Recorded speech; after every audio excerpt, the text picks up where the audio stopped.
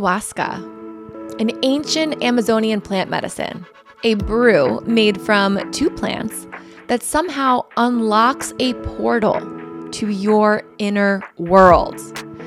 So here's what I mean by this. I feel like you connect with this wisdom that feels older than anything you've ever learned and somehow more familiar than your own thoughts. So if you've done it before or you know anyone who has done it, maybe you've heard them call it the medicine. And before I took it, I definitely rolled my eyes at this term. But after taking it, it makes sense. And let me try to explain. To me, this medicine is a consciousness technology that helps you see what's been living underneath the surface, your truths, your wounds, your patterns, your purpose. And by acknowledging and reframing the events in your life or the relationships in your life, you heal. The medicine helps you heal. So people drink ayahuasca for many reasons: to heal trauma, to understand their purpose, to peel back layers that life has piled on. And this is no casual trip. It's not cute. It is profound. It is humbling. And yes, it can get messy. I'm sure you've all heard of the purge, and we get into that in this episode, but it is also one of the most powerful invitations to transformation that we have on this planet. So everyone's experience is going to be different. It could be euphoric and cosmic, like my first journey was a few years ago. But it could also feel like you're being ripped apart, then shown your whole, like my recent experience. It was darker. But as I've learned before, it is through the darkness where we find the brightest light. Whatever it is that Mama Aya reveals, it is in service of healing and remembering who you are. Are you wondering who you are? Because you are actually pure love consciousness wearing a human outfit. You are wise, you are connected, you are intuitive, and you are already whole, just temporarily squeezed into a body to learn, grow, and experience being alive. And so, if you are still with me and that doesn't sound too insane for you, then do please continue to hear the details of my ayahuasca journeys. I brought my husband Matt back for this mostly because I knew that he'd make me laugh while talking about some very intense experiences, and thought you also may enjoy his brand of humor. Because we got to keep it light. We can't be droning on about consciousness and purging and taking ourselves too seriously. A few housekeeping items before we jump in. There is so much more about ayahuasca and the retreat weekend that we do not cover in this episode. So we really don't get into the 2-week prep work that you do, the deep post-integration work. This is really limited to my experience while I was on the medicine. It's just because there's so much to explain, and I'm not an expert by any means. But Derek, who is the director of the Pachamama Sanctuary in Maine, where we went, is coming on the podcast later this month, and that will be such a great episode too. He has sat with the medicine over 150 times, and he's seen it all. We'll also get into Bufo, Hape, Combo, and the other various experiences that Pachamama offers, plus more logistics, and his story is also incredibly inspiring. So that will be amazing. This is really just my experience while on the medicine with a smattering of context here and there. And as always, when I'm with Matt, I feel like it's a little off the rails, so I am sorry about us. And a heads up, I was all flustered at the beginning of this episode, and I didn't press the record button on the mics until 3 minutes in. So please bear with the first 3 minutes of bad audio. I promise it kicks in no time. And finally, thank you for being open to listening to my wild psychedelic journeys and beyond on this podcast. So grateful for you. Hi, I'm Laura Scarpati, filmmaker and woo-woo enthusiast. Here today to cut through the noise, pull back the veil, and cozy up in the space between reality and spirituality. Thanks for listening to The Woo Report. Are you gonna welcome me? Yeah. It's already starting. Matt Dorsey, thanks for coming back on The Woo Report. Thanks for having me back on your program. I'd like to start with how you feel about me going on these ayahuasca journeys. I don't care. Do what you gotta do. Do what I gotta do? Yeah. I'm all for it, as long as, you're back, ready to go. in a couple nights. Can't be away for too long. Correct. Can't do 8 nights in Bandon. Correct. Okay. Are you going to help me out here and ask me some questions? Oh, am I supposed to ask questions? Oh, geez. All right, well, let's talk about it. Yeah. So you did ayahuasca 2 years ago. I did. For the first time. Mm-hmm. And have you talked about that experience yet? I have not. You want to talk about it? Maybe your first time around? Yeah. Maybe give a brief... So, couple ayahuasca minutes. was not even on my radar until my brother, Mike, had done it multiple times. He was very adamant that it was an incredibly profound, powerful experience. And he was basically saying we all should go do it. He was saying my parents should go do it, I should go do it.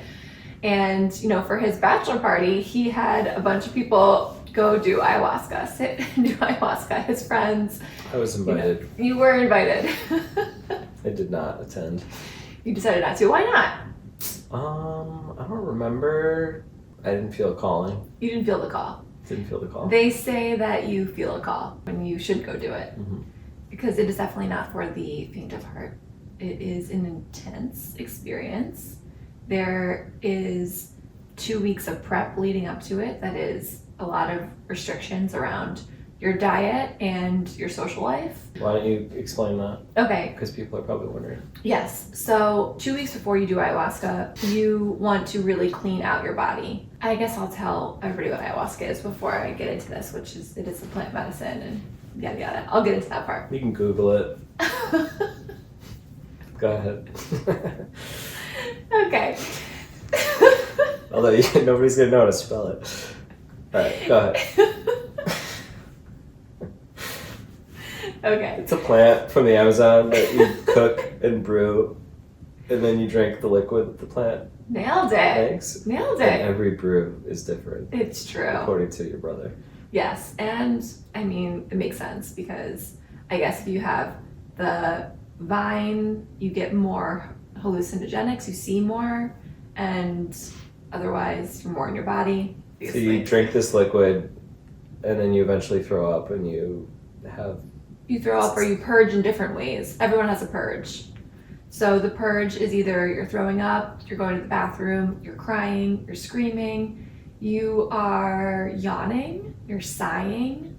There's lots of different types of purges. Or you're laughing. There can be laughing. Sounds like our kids are purging every day. Why don't you explain the logistics of it? Because people are like... Of the purge. Well, it's just like you take this and you throw up. Where do you throw up? What? You're with a bunch of people. How does this work? Yes. So the logistics... You go to a bathroom? Yeah, there are 2 outside. bathrooms. Okay, so the way that this is set up, the sanctuary, where you're all in one room, and this time it was 40 people. My last journey, it was 17 people, which I preferred less people, but only because this is like deep healing work, deep demon work, and people were like letting out crazy demons this time. It's just like a lot of people. There's a lot of demons. It's a lot of demons for one room. It's a lot of demons for one room. With that said, yes, you all have your little mat, which is kind of like a mattress. And you bring all your blankets and pillows from home so you feel really cozy. And they give everyone a bucket. Okay.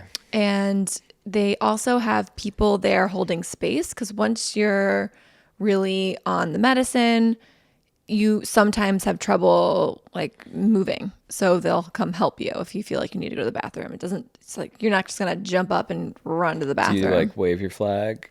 Yes, you have a little tea light. Oh. Yeah, you have a tea light in front of you next to your bucket and you put up your tea light and somebody comes to you and helps you. And they want to serve you. They want to help you with anything. They want to get you water.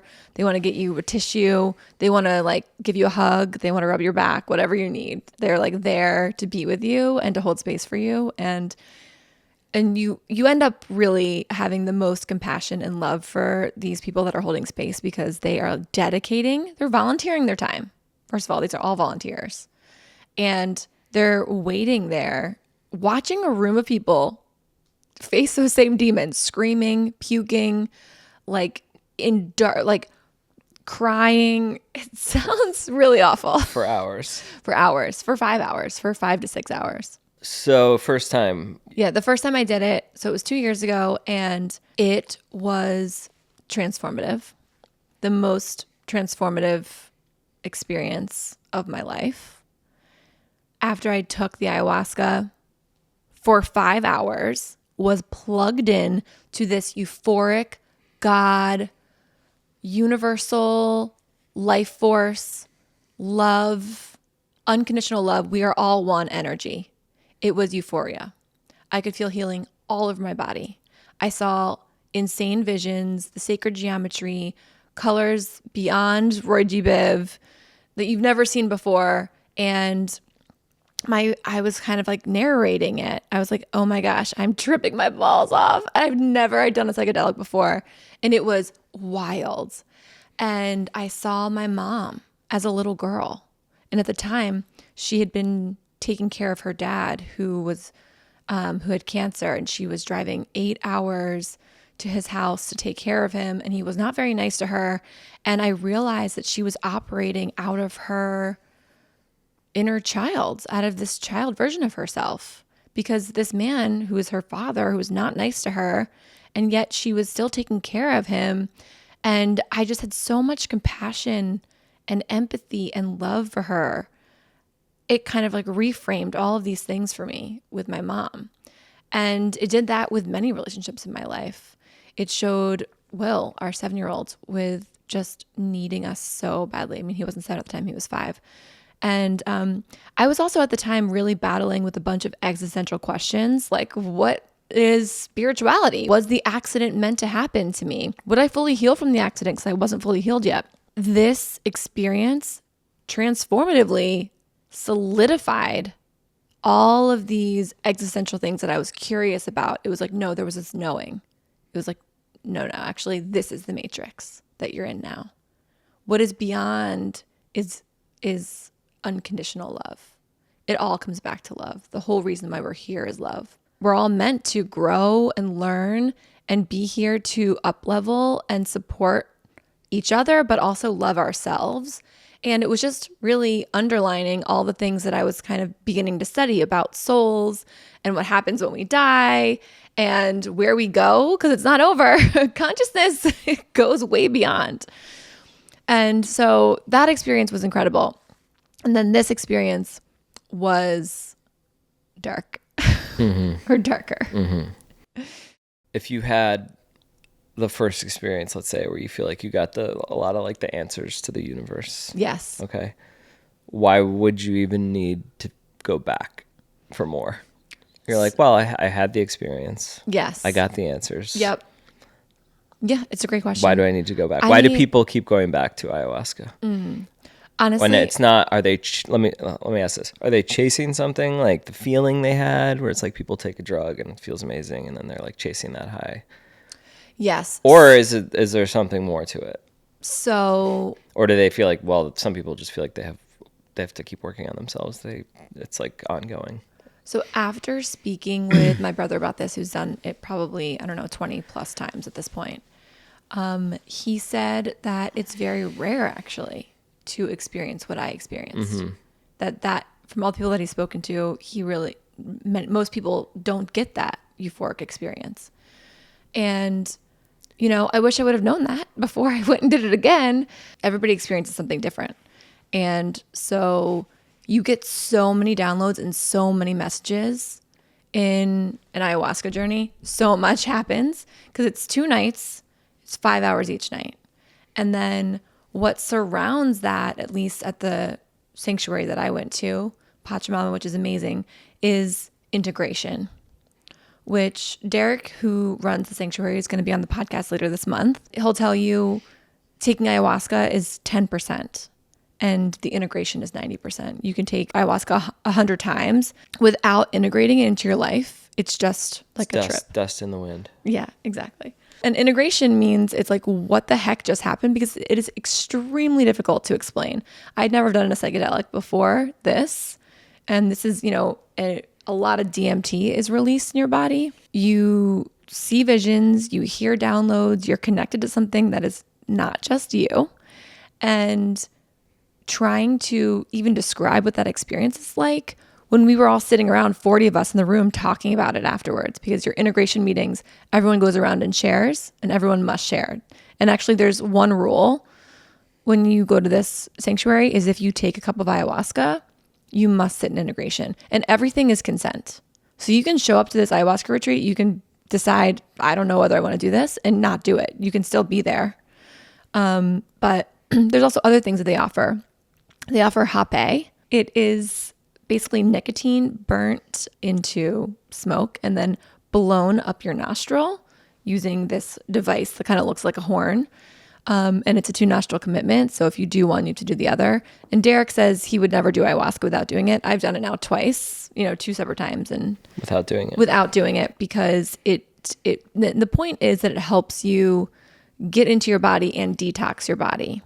And the reason why I haven't done it is because the first time around, they offered it before you took your cup. And as soon as people started getting this stuff put into their nose, everyone started like hawking up loogies and spitting. And it was just, unsettling. You talked about your first time. And yes. People are curious what happened this time. Okay. So you saw demons. Yes. You felt demons. I felt other people's demons.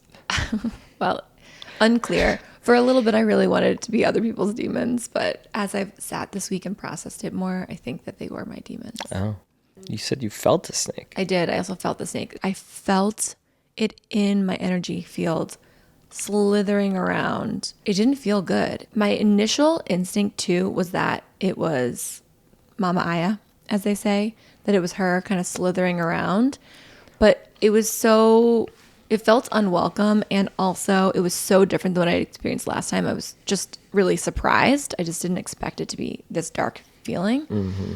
And you said you also felt sick in a way you didn't last time. So uncomfortable. So uncomfortable. Like changed clothes. I did. I ended up changing clothes, and outfit change. It was an outfit change. It was like last time it had been 45 minutes. I felt like a little queasy. I did a little bleh, and then it was done. This time it was like over 90 minutes of just like uncomfortable. Like when you feel queasy, but you like can't throw up. But it was even worse than that. It was kind of like, it was like in my whole body. Like, it wasn't just my stomach. It was like, I just felt gross. And I could not feel better. And I was trying all these different positions and seeing it like on my mat, seeing if I can feel better. Meanwhile, the room is a war zone. Yes. The room on Friday night is a complete war zone. People are screaming.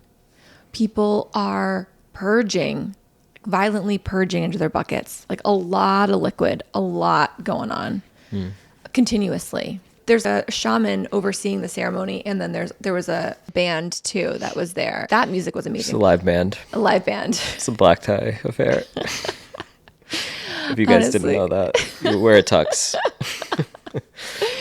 Go ahead, sorry. No, you're good. It was like a guy and a girl playing instruments. Yes. Well, it was a husband and wife who it's like it's folk music, but they've done this before. They've like used ayahuasca many times. And, actually the woman, Kat is her name. She said that ayahuasca really unlocked her voice, and her voice is so good. So good.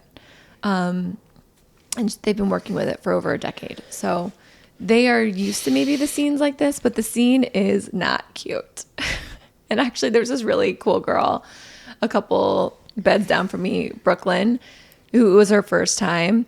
And, I remember her asking me about different parts of the weekend because I had done this before. And, she was asking me about breath work the next day. And she's like, oh, is it like cute? And I was like, no. The breath work also is not cute. It sounds like it would be cute too, but everything that goes on this weekend is intense. Everything is releasing something. Everything is releasing or healing. And that cycle is not cute. And neither was this war zone. After I did feel uncomfortable for a while, and then I did throw up, but the purge was also not cute. I remember saying over and over to myself, I don't like this. And finally got it out, and then finally kind of laid down, but the snake was kind of still with me. My first instinct was that the snake was Mama Aya. And then, I kind of talked to a couple of people about it, and I talked to my brother about it, and I talked to my friends about it. There was offerings of like, maybe, that was someone else's demons in the room that attached to you. Maybe there was something else that attached to your energy that wasn't yours. And then, Derek in the morning was like, oh, well, ayahuasca is shadow work. So it makes sense that it was dark. Like, this is not light, easy MDMA. That's, a heart opener. This is like looking deeply at your shadows. And that is what happened. That's what happened, I think. And now upon further research, the snake or the serpent is actually a symbol of Mama Aya. And it was her. But I also feel like it was a flashlight of her shining a light on my own demons. And it was like, oh, last time you had this euphoric experience. This time we're going to really look at yourself. You're going to look at yourself in the mirror. And I had that vision. I saw myself in the mirror, and I saw like a very pretty put together version of myself. And then I saw like my face melting off next to it. And the message was like, both of those things are beautiful, even though one of them is kind of scary and ugly, and you might not want to look at that one, but they're both beautiful. And there was also many other messages that I got. There was a metaphor which I really loved about being a lighthouse. Part of my purpose is to be a lighthouse, and that I loved this, and I felt like I'm doing well at it in my community and with my friends, but I could be doing it better here at home with you and with our kids. Thoughts on that? I love that. Shine brighter, please. Okay. Well, also, you came up so much. I know, and I texted you afterwards. You and did. It's like, it basically was like, Matt is your king. Mama Aya. You really came out on top. Shout out Mama Aya. Keep going. What else? How I needed to be more supportive of you and really focus on being there for you. I'm here for you, Matt. I mean, sounds like the second time around went great. What's the issue? Yeah, no issue. No issue. So I also saw like my face melting off. Yeah, you said it was like a Salvador Dali painting. Yes, it was just like that. And You're like, my head is just melting. yes, it was melting and So pulling. when people hear something like that, they're like, Yeah. I don't know if I want to do that. Yeah, and I get that. The first time around, I still felt this kind of like expansive stretching, but the stretching felt expansive. This one felt like my face was kind of falling off or being ripped apart. And I also got this message that was like, take your mask off. And I actually got like the Future song. off. Yeah. Take your motherfucking mask off. Take your mask off. The Future song. Google it. Do you, at any point, I just thought of this question for somebody, again, who has no experience with ayahuasca and is like wondering, like when you're not feeling good, let's say in the beginning, you're like, oh, I don't like this. I don't like this. I don't like this. Are you ever like, is there something wrong with this dose? I'm not supposed to be feeling this way. Oh God. Like, Yeah. I should do, am I going to die? No, I'm sure people do have those spirals. And You obviously didn't go that far because you didn't I like was call for help. spiraling though. I was like, I don't like this. You're like, I don't just- like this, but I you don't- weren't like, I'm in danger. Yeah, you kind of like are looking around and everybody looks like they Not are not great. All right. So you're like, well, it's not just me. Yes. And one of the friends that we went with this time was basically raised her tea light, and when nothing was happening, and said, I'm not feeling anything. Like, what should I do? Did I do it wrong? Like, should I take another one? Should I take another cup? And the volunteer said, oh, I can't answer that for you. But she ended up taking half of a cup, and then it immediately made her throw up because it's so gross. But that might speed up the process at least. Yeah. So then that was night one, and you're immediately like, well, that was different than the first time around. Yes, that was different. Exactly. You're and like so trying to process Yes, what trying just to happened. process. Why is that so different? Yes. And also I was worried about my friends. I brought 3 friends with me. I wanted to make sure they were all good. And as I mentioned, the scene was a war zone. The end of the weekend ended up being good for them, so it was all good. But Friday, I think, was tough for a lot of people. There was a lot being released and let go in that room. So yeah, in the morning, I started talking to Derek, who runs the sanctuary, and saying how dark it was. And he was like, well, yeah, it's shadow work. And we're going to get more into shadow work on my episode with him because he has done a lot of it and it is really interesting. Saturday at this retreat, we went for a hike and then we did breath work, which again was not cute breath work. It was intense breath work. Your hands kind of seize up and get paralyzed into kind of like a lobster. And last time I did this, I saw visions. I wept uncontrollably. And it's kind of this really, again, we'll get into this with Derek too, but he says it happens because there's a lot of carbon dioxide in your system, but that you're fine, you're breathing, you're okay. I know you look pensive. Well, the lobster hands was a little... The lobster hands? I hadn't heard that before. Oh, you hadn't heard that? Oh, yeah. The first time my whole half of my body also went paralyzed, and I had just watched that Ram Dass documentary, and he is paralyzed after a stroke. And I was like, I'm going to be Ram Dass, but that's okay. If he can do it, I could do it. Like, obviously, that's not what happened. I regained all of the feeling and all the things. But I guess the most common thing is these like lobster claws that happen. But yeah, it's a big release, and it is permission. Again, lots of screaming, crying. But there's this crazy big release. People have a lot they hold on to. People are holding on to a lot. People are walking around in their day-to-day with a smile on their face or not. But people are walking around holding so much shit. Mm-hmm. And if you want to get rid of that, or if you feel stuck, like this is the type of like very intense experience that forces you to release things. Do you think you can do that kind of breath work at home by yourself? You can. I mean, Derek's like with a drum, like running or like walking around and kind of yelling, and just kind of get wrapped up in the room. It keeps you going. It definitely keeps you going because breath work, like that level of breath work, is probably difficult to do. You'd like give up normally before. Yes. It's like it was like 4 songs. It's like being in a workout class where you're like, yes, exactly. I just want to stop. Totally. But I can't stop because I'm in this class. Yes. I mean, you can. everything is consent. Exactly. You could just stop doing it. but you're getting pushed by the group. Yeah. You can push by the group. But after that, it was really beautiful. Like, and my friends all had really great experiences with that too.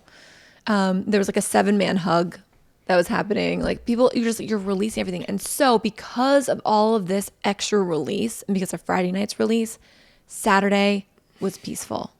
Saturday, we took our cups of ayahuasca and it was like, there wasn't any screaming. It was way, way more chill in the room. Yes, there's still purging, but there's like compassion for every purge. And the end of the night ended with this, there was like a drum circle and there's a bunch of musicians in the room. And they like offered up for the musicians to play. And then we all end with this great big dance party. And it was like the kumbaya hippie moments that you see like at the end of Mad Men when everyone's like holding hands and feeling really good. I was like, oh, like this is that version. This is like the really happy version, the happy psychedelic version. Everybody's like dancing around. And then you sit in integration again. And most people had really, really profound, powerful experiences. There are a few that didn't. A few people, there was one girl there that was like, I didn't really feel anything. And she was kind of closed off though. So I don't know, I don't know what happened or what went on there, but most people are like, holy shit, what just happened? And that's when Derek does this beautiful job of bringing what we just experienced into our actual reality here, our day-to-day. And, Sunday morning he walks out and he starts reading this poem that I love so much. And I'm going to link in the description because it's so good. It's this book called The Greatest Salesman in the World. And he walks out and he goes, I greet this day with love in my heart. And it's a poem, so it goes on, but it's like, I will love the rain because it cleanses my soul. I will love the sun because it warms me from within. And it's just like over and over, I will greet this day with love in my heart. And that is the secret sauce. That is the takeaway from experiencing anything like this, is the choice to greet the day with love in your heart. There's something about ayahuasca that kind of like rips everything apart, tells you you're whole, and then reprioritizes what's really important, which is something like love, unconditional love. Yeah. What a weekend. Then you come back to Crazy Kids. And you hop in the car and drive 8 hours and you're back home. Back in it. It's recommended that you don't do that.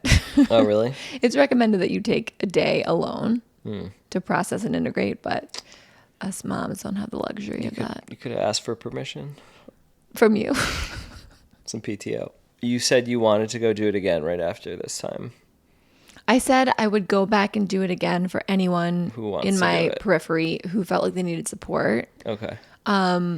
And I don't want to renege that right now, but I'm not ready to go back and do it again for a while. But you took 2 years in between. I took 2 years in between, and honestly, if one of my friends didn't, put it on the calendar for me, I probably wouldn't have gone this year. But she really wanted to go do it, and she wanted to go do it because her dad had passed away. And for me, my last ceremony was really, I thought, governed and overseen by the people that have passed in my life. And, the good news about this friend that wanted some closure about her dad's death, she got it. She got everything she wanted and more.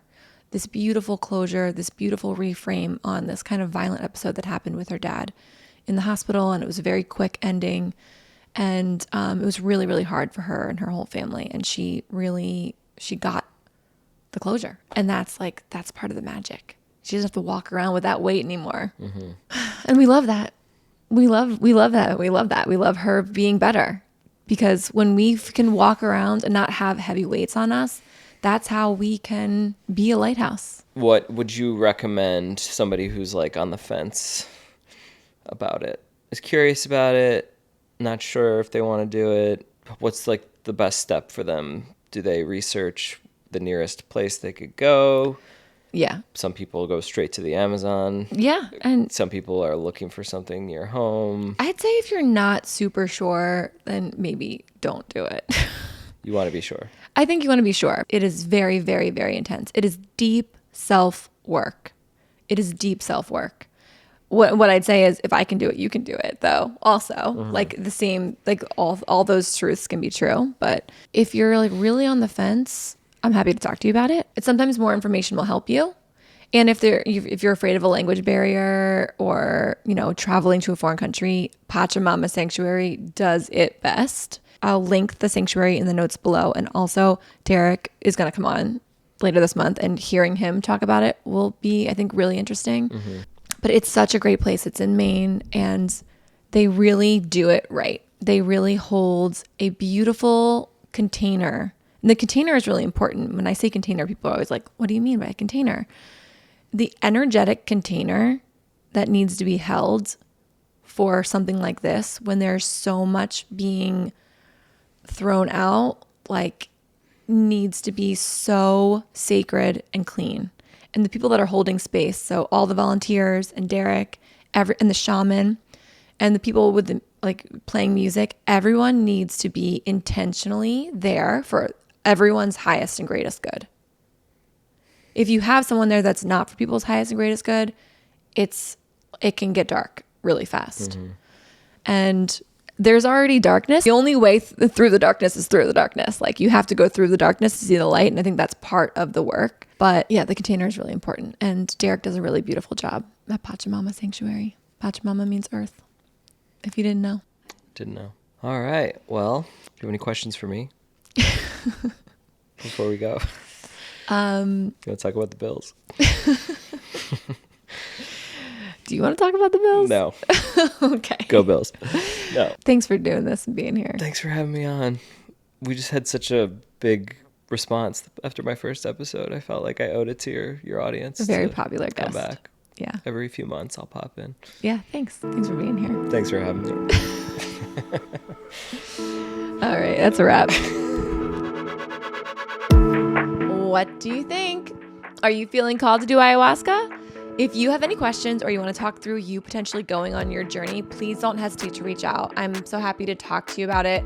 I know it's a lot and it's intense. So you can join the community at thewooreportpodcast.com. You can DM me on Instagram at thewooereport. And I'm so excited for Derek from Pachamama Sanctuary to come on. There will be so much more info and more logistics and reasoning behind the diet and the integration, which is really where the magic happens. So until then, we'll be back next week with way more woo-woo. See you then. Bye.